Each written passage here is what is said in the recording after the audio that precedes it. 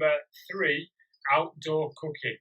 Okay, now you don't have to cook outdoors year 7. You can remain indoors and cook. I know many of you are, thanks to some of the lovely things you've sent in about cakes and things. But I'm going to do some outdoor cooking. If you do, make sure that you've got an adult to supervise. Okay, here you go. Yeah, right. Anyway, so I've got 2 stoves here that I'm going to show you just to set up, and then I'm going to start cooking. First one, this is probably one you might have. What you do, you flip this upside down. There's your grill. All right, open up there. There's your gas bottle.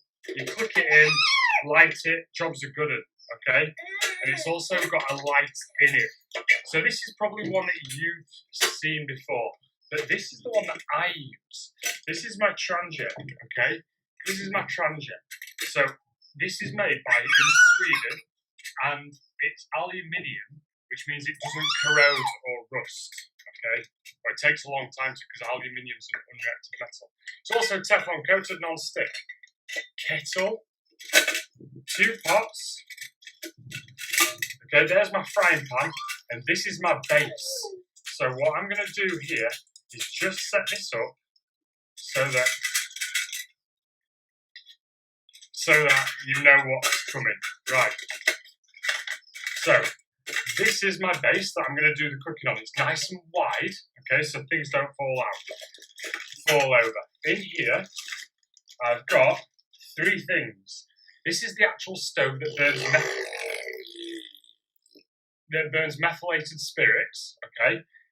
I have brought a lighter, I need that, and this is a universal handle. Look, click it on the side, click it on the side, click it on the side, okay, really good.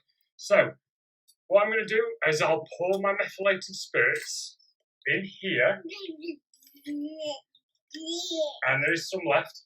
Pour my methylated spirits in here, just zoom in, I pop it in there, okay, and then I'm going to put my frying pan on top, and it's going to cook beautifully, pan backwards.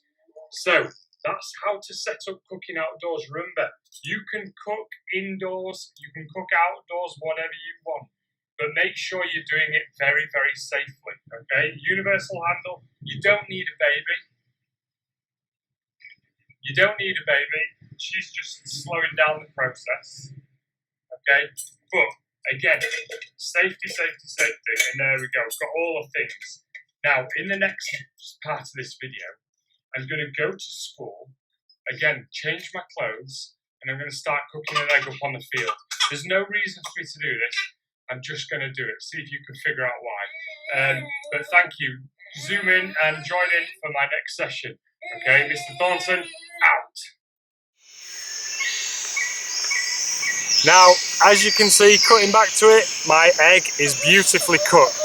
First thing I'm going to do, safety first, I'm going to extinguish my fire. So I'm going to put that on there and leave it to cool down. Much like you do in the science labs with a Bunsen and a tripod and a gauze. Leave it to cool down. Here's my egg, lovely and cooked. I like it sunny side up. I never understand that in America, sunny side up. It just means like that, a fried egg. I don't know why they have a special name for it. Another one, over easy. I don't know what that means. I think that means you flip it on its own. So, the non-stick coating, look at that. Look at that, non-stick. The egg just slides out. Oh, beautiful. Frying pan there. And now, as you can see, I'm eating outdoors. Plastic knife and fork, egg, a little bit of grass there for seasoning, right? You don't have to. And it's egg. So, just to prove that it's cooked through, you can see, by the way, this is a lovely chemical reaction, non-reversible, egg white. Now egg, full of protein. The white is full of protein. This, the yolk, is very high in fat, okay? Very high in fat and cholesterol. But you need that when hiking, because that's going to give you your energy for surviving outdoors. But for the sake of this, I'm just going to have some more of the albumin. Now, so year 7. I'm not going to make any hot beverage or anything like that. it's the same principle. Kettle on, ding dang do, jobs are good and kettle on, cup of tea, cup of coffee. So that's my outdoor cooking done, and I've done it very safely, okay? My area's clear. I must wash up my pan, okay? It's nice and cool now. I must wash it up, not with my hand, although I probably will. Just use my hand because there's no running water. Got my drink nearby, remember staying hydrated, very important, okay? Got my drink, you can watch. You gotta stay hydrated. Oh. And then that's good, okay? So we've cooked. Next session, basic first aid.